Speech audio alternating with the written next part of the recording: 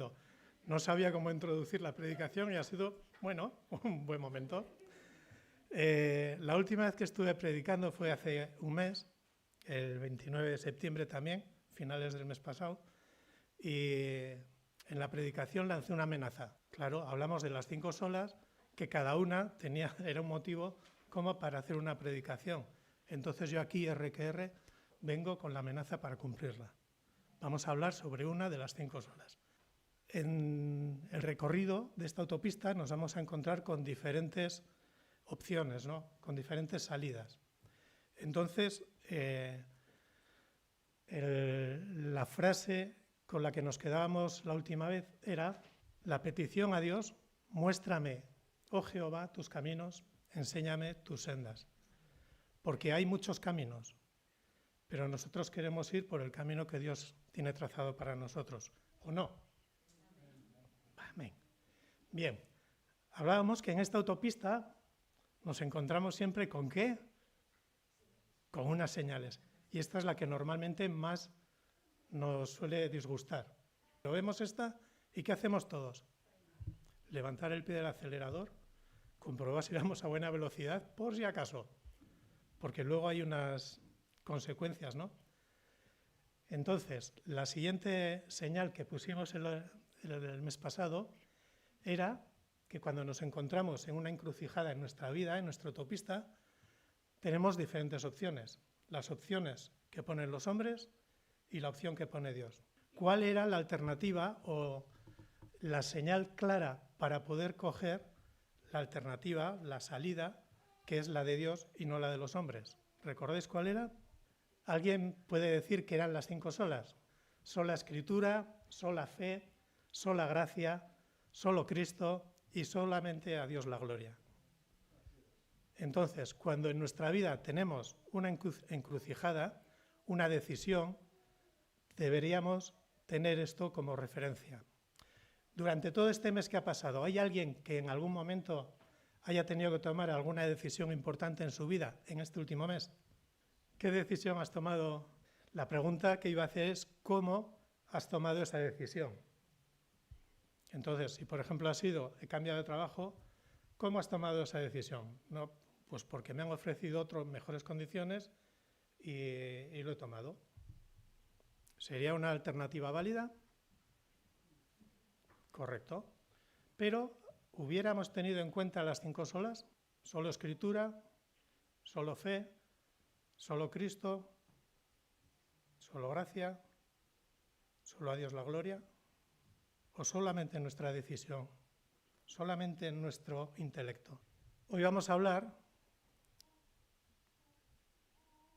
de que Dios se revela a los hombres. ¿Sabéis cómo se revela Dios a los hombres? No se revela. Sí, en Cristo. Vale, muy bien. Hay 2 grandes maneras en las que Dios se revela a los hombres. Una es a través de la naturaleza, que es la revelación natural, y entonces otra serían las Escrituras. Lo de las 5 solas que veíamos en ese circulito, normalmente el fundamento es Cristo, sí, pero todo se basa en la sola Escritura. Porque si la Escritura no es cierta, todo lo que cuenta de Cristo no es cierto.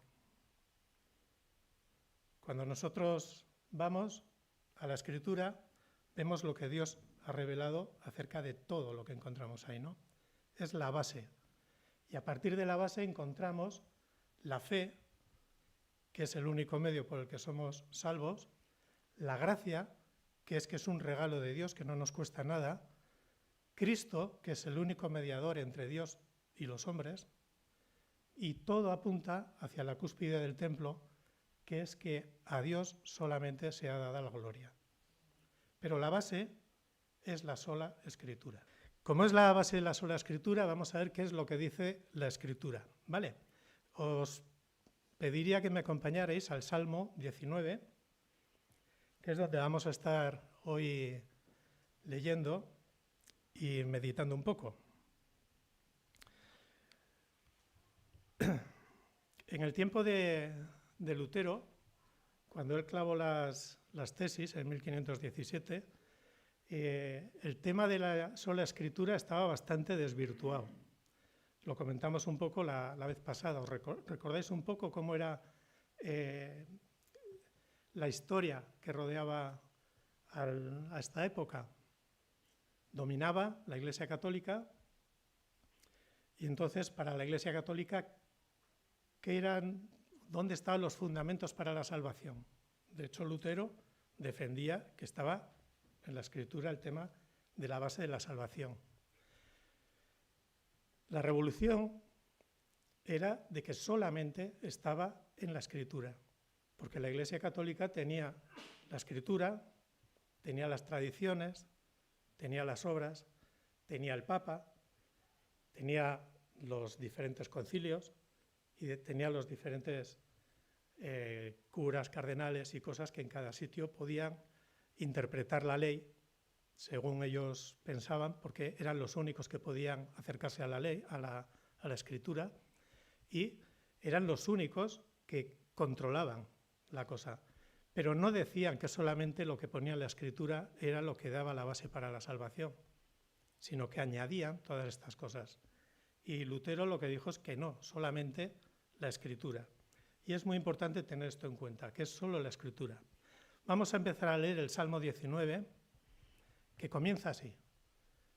Los cielos cuentan la gloria de Dios y el firmamento anuncia la obra de sus manos. ¿Quién ha oído a los cielos contar la gloria de Dios? Me llama la atención que dice que los cielos cuentan. Contar es de decir algo de palabra, ¿no? Vale, esa es la idea. Que los cielos cuentan la gloria de Dios. Cada vez que miramos al cielo, en el firmamento, que es un poco la fotografía de aquí, vemos por la noche cuando no hay nubes, ¿qué encontramos ahí? La luna. Y pareciera que solamente la luna es lo que domina durante la noche y todo lo demás es una oscuridad. Pero si nos fijamos bien, como ha hecho Estela, nos fijamos que hay estrellas. Y ya vimos también una diapositiva que nos presentó Fabián, lo pequeñito y diminuto que es nuestra galaxia en comparación del resto del firmamento, ¿no? Entonces el firmamento anuncia la obra de las manos de Dios y cuenta la gloria de Dios, sin palabras. Versículo 2. Un día emite palabra a otro día y una noche a otra noche declara sabiduría. Vuelvo a hacer la pregunta. ¿Oímos estas palabras de un día que declara palabra a otro día? Audiblemente no, pero lo vemos. Lo notamos. Dios se revela a través de la naturaleza. Dios se revela a través del firmamento. Dios se revela cada vez que nace un día y cada vez que viene una noche. El versículo 3 dice, no hay lenguaje, ni palabras, ni es oída su voz. Pero de todas maneras se demuestra, ¿no?, la gloria de Dios. Aunque no haya lenguaje, aunque no haya palabras. Dice el versículo 4, por toda la tierra salió su voz y hasta el extremo del mundo sus palabras.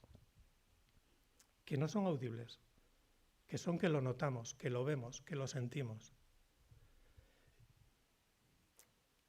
En ellos puso el tabernáculo para el sol. Y este, como esposo que sale de su tálamo, entonces el sol no sale del cerebro. El tálamo aquí se está refiriendo al lecho nupcial, a la cama de los esposos. Como esposo que sale de su tálamo, se alegra cual gigante para correr el camino. Esto hace el sol y lo hace porque Dios lo mandó así, porque Dios controla todas las cosas. De un extremo de los cielos es su salida y su curso hasta el término de ellos. Y nada hay que se esconda de su calor. Aquí alguien podría decir, es que los ciegos no pueden ver la gloria de Dios porque no ven los días, pero van a notar su calor. Entonces, la naturaleza, toda la creación, está clamando y está hablándonos de parte de Dios. Dios se muestra a nosotros a través de la creación. Y pregunto, ¿a nosotros como hijos de Dios? La revelación natural de Dios es universal, es para todas las personas. Todo el mundo puede verlo. Cada vez que miramos una estrella, cada vez que miramos un amanecer, un atardecer, lo que más nos guste, vamos a ver cuál es la gloria de Dios. ¿Sí o no? Y entonces esto nos estará diciendo sin palabras que hay alguien que ha creado eso. Dios es creador, pero además que lo ha hecho tremendamente bello. Y además que funciona de una manera que somos incapaces de hacerlo funcionar nosotros. ¿Quién de nosotros, de las personas, al que más admiremos, es capaz de hacer salir el sol un día y acostarse por la noche? Nadie. La revelación natural es esta y es para todas las personas. Hay otra revelación, que es, vamos a seguir ahora en el versículo del 7 al 9, que sería la revelación especial que llamamos. Que alguien, ya que está el dibujo ahí y así, sabe cómo se puede revelar Dios a las personas a través de la naturaleza que está en el fondo, pero también a través de su... Vale. Vamos a ver qué nos dice este salmo de la palabra de Dios. Le llama ley, le llama el testimonio de Jehová, le llama los mandamientos de Jehová, los llama el precepto de Jehová, el temor de Jehová y los juicios de Jehová. Todo eso es la palabra del Señor. Todo esto es la sola escritura que estábamos hablando al comienzo. Dice así, versículo 7, la ley de Jehová es perfecta que convierte el alma. Qué cosa más grande, ¿eh? Nosotros, por nosotros mismos, no podemos llegar a entender que necesitamos esta conversión de nuestra alma. Sin embargo, la ley, la palabra del Señor es perfecta y puede convertir el alma. El testimonio de Jehová es fiel, que hace sabio al sencillo. ¿Sabéis qué es un sencillo? Puede ser una persona sin muchos estudios, pero un sencillo, aquí la palabra lo que está diciendo es una persona que no tiene muy claras las ideas. Es como cuando advierte que no seamos llevados por cualquier viento de doctrina. Un sencillo es alguien que le dicen, oye, esto es así, digo, oh, vale, y esto es de otra, bueno, pues también vale. Sin embargo, dice que la palabra del Señor hace sabio al sencillo. Esta persona que no tiene mucho entendimiento en este sentido va a resultar ser sabio a partir de la palabra del Señor. Los mandamientos de Jehová son rectos, que alegran el corazón. Y el precepto de Jehová es puro, que alumbra los ojos. Hemos cantado la canción de lámparas a mis pies, ¿no? Pues los preceptos de Jehová, que son puros, alumbran los ojos. Y el temor de Jehová, que también ha comentado un poco Fabián, es limpio, que permanece para siempre. Y los juicios de Jehová son verdad, todos justos. Esto es la palabra del Señor, esto sería la sola Escritura. ¿Nosotros nos hemos acercado a la Escritura pensando qué es la Escritura para nosotros alguna vez? La respuesta vendría ahora a partir del versículo 10, que dice los preceptos, los juicios, todas estas cosas que nos está diciendo hasta ahora, dice que son deseables, son más que el oro. Si nosotros encontráramos una pepita de oro como esas de la parte más de abajo, ¿cómo nos pondríamos? Pero dice, más que mucho oro afinado. Si en vez de la pepitica de abajo nos encontramos todo ese montón, ¿cómo estaríamos? Pues en la canción hemos cantado que tus palabras son tesoros, que son más preciosos que el oro. La palabra del Señor es más precioso que el oro y entonces debería ser para nosotros deseable mucho más que el oro afinado. Pero no solamente este ejemplo, pone otro ejemplo también. ¿Alguien ha comido alguna vez miel de un panal? Sí. ¿Y es deseable y es dulce? Sí, pues la miel del bote es muy buena, pero si la comes del panal es mucho mejor. Pues la palabra del Señor es dulce y es deseable. Un pensamiento que saldría de aquí. Si Dios se ha revelado por su palabra, debemos ir a ella para poder conocerle más, para poder agradarle más. ¿Por qué conocerle más? Porque Él se revela en la Escritura, ¿no? Y dice cómo es. Entonces lo conoceremos más. Entonces, si lo conocemos más, sabremos qué es lo que espera de nosotros y podremos agradarle más. Poder reconciliarnos con Él cada vez que metemos la pata. La palabra. Ya nos olvidamos un poco de, en el fondo, que teníamos la creación. Dice que la palabra es perfecta, fiel, recta, pura, limpia. Y por último, toda verdad y justa. Si Dios es el autor de la palabra, tiene que ser perfecta por narices. ¿Sí o no? Si Dios es el autor de la palabra, tiene que ser fiel, porque Dios es fiel. Todo lo que dice Dios en su palabra tiene que ser recto. Todo lo que dice Dios en su palabra tiene que ser como Él, puro. Tiene que ser limpio, y todo lo que dice la palabra de Dios, si Dios es el autor, tiene que ser verdad y tiene que ser justo. Entonces, ¿podemos fiarnos de la palabra de Dios? ¿Seguro?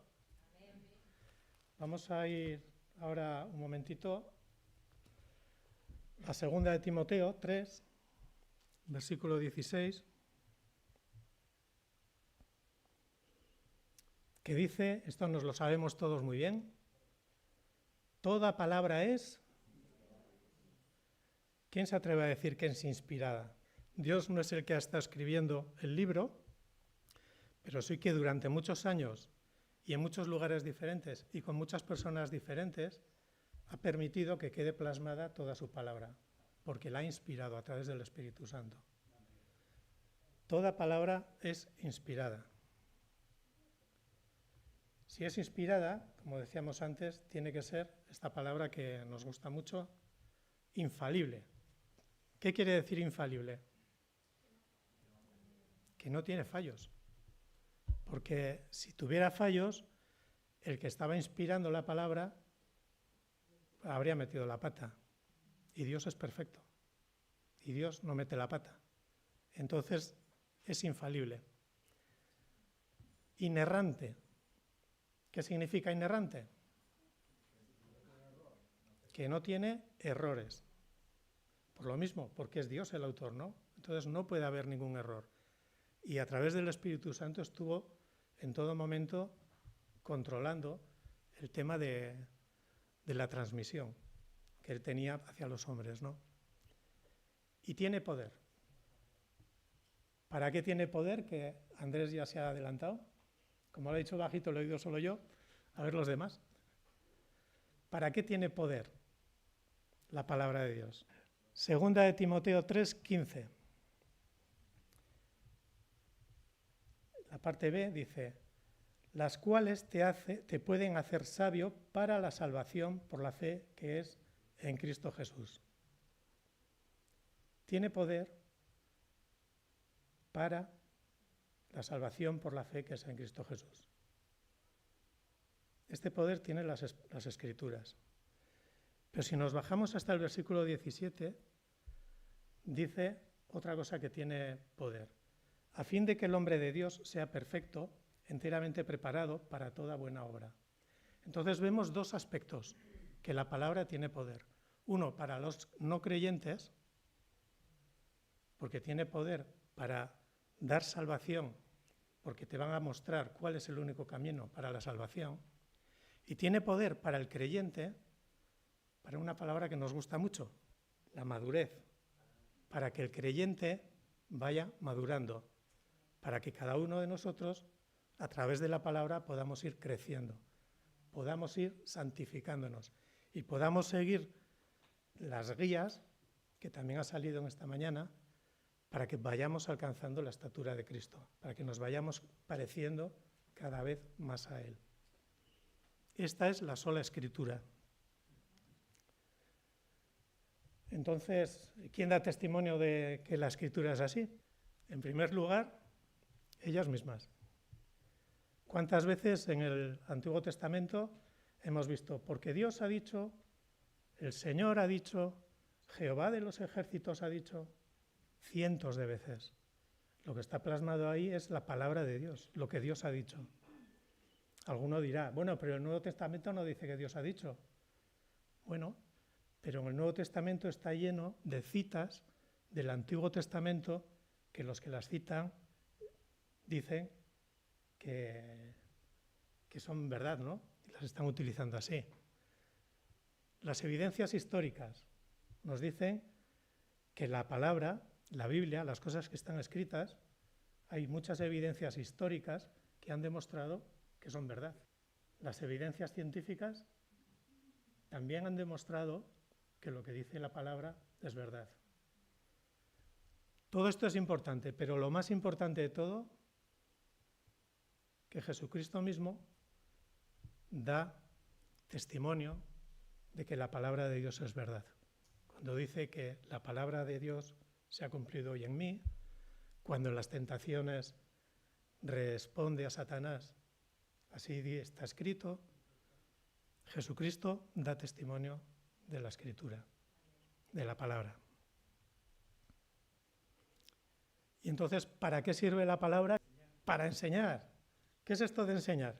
A montar un motor de explosión de 4 tiempos. Es útil para enseñar la verdad, que son las buenas nuevas, como estás diciendo, del Señor. Venga, redarguir.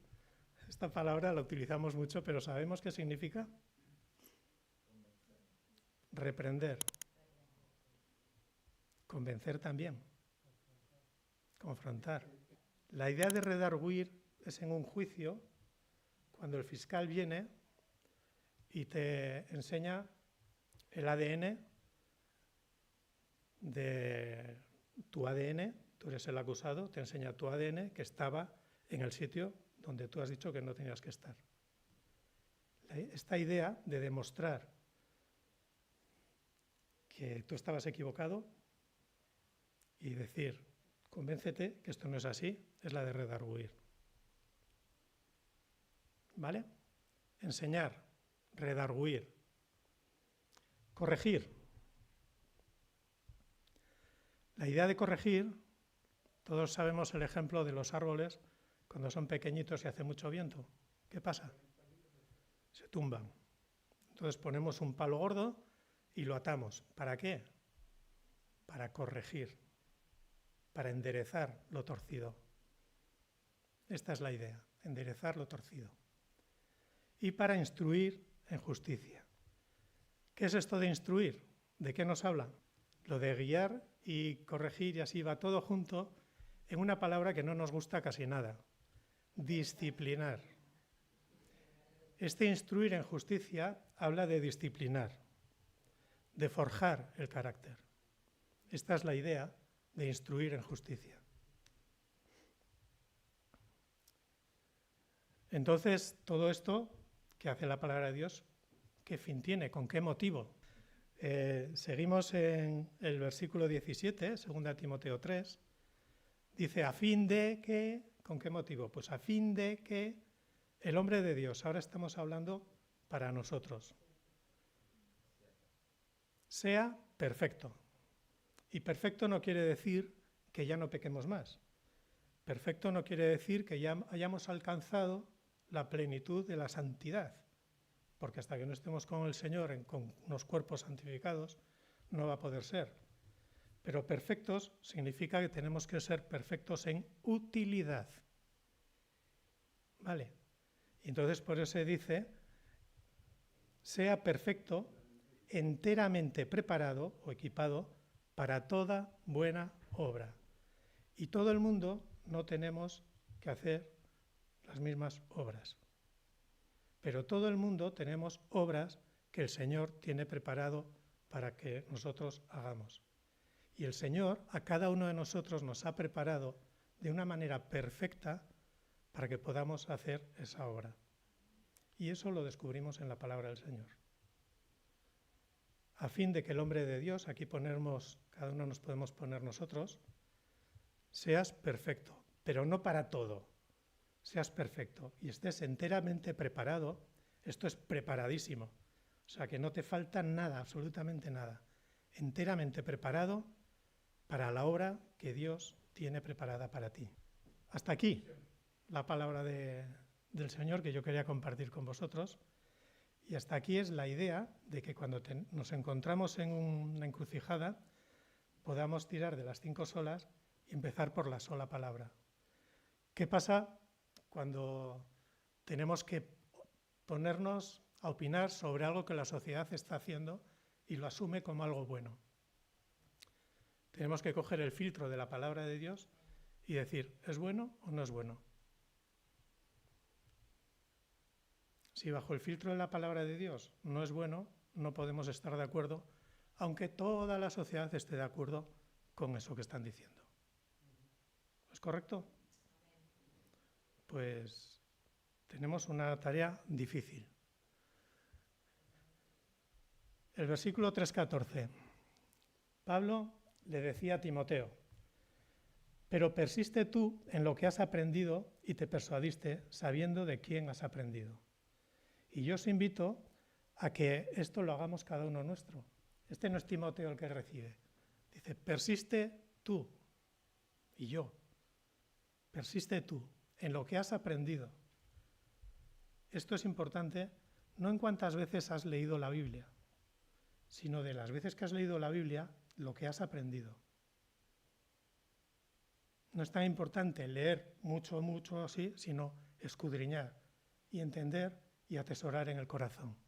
Has aprendido. Y si lo has aprendido, te has persuadido. Que persuadir es estar convencido de que lo has aprendido, es lo bueno, lo que quieres hacer y lo que vas a hacer y estás dispuesto a hacer. Aprendido y persuadido. Pero esto respaldado por el convencimiento, porque sabes de quién has aprendido. ¿Y de quién has aprendido? ¿De Pablo?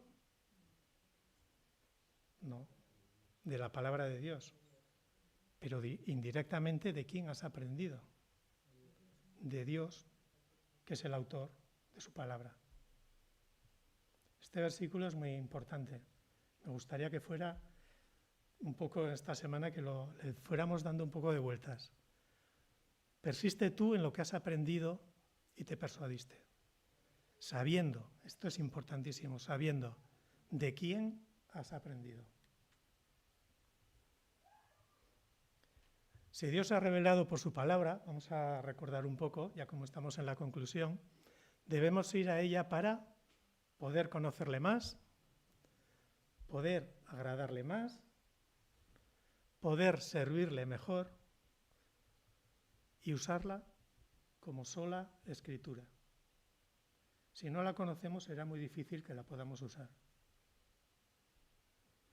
Y si la usamos como sola escritura, esto ya sí que es lo último. La escritura es la máxima autoridad para nuestra vida. Eso es lo que debe ser. Y ese es el sentido de sola escritura que venía en las 5 solas que hablábamos al principio. Cada vez que nos encontremos en una encrucijada de tomar una decisión en nuestra vida, empecemos por la sola escritura, que es la máxima autoridad que tiene para nuestra vida. Amén. Pues es un reto, porque normalmente nosotros vivimos el día a día, pim, pero y tener que estar pensando, espera, ¿esto qué voy a hacer? Le voy a poner el filtro de la palabra. Y si pasa este filtro, adelante. Hay un peligro. Hay muchas personas que dicen, bueno, pero es que en la Biblia no encuentras todo. Como principios sí encuentras todo. Porque todo de lo que se trata está dicho explícitamente por la palabra pero si no, implícitamente también. Pongo un ejemplo. Por ejemplo, defraudar a Hacienda. Yo voy a la palabra y no encuentro que no hay que defraudar a Hacienda. ¿Habéis encontrado alguna vez un pasaje así? Que diga explícitamente, ¿no defraudarás a Hacienda? No. Pero implícitamente no está cuando dice, no robarás. Implícitamente no está también cuando dice, dad a César lo que es de César y a Dios lo que es de Dios. La palabra debe ser nuestra guía y la máxima autoridad para nuestra vida. Que el Señor nos bendiga grandemente, nos dé mucha sabiduría, muchas fuerzas y ganas de poder servirle cada día más.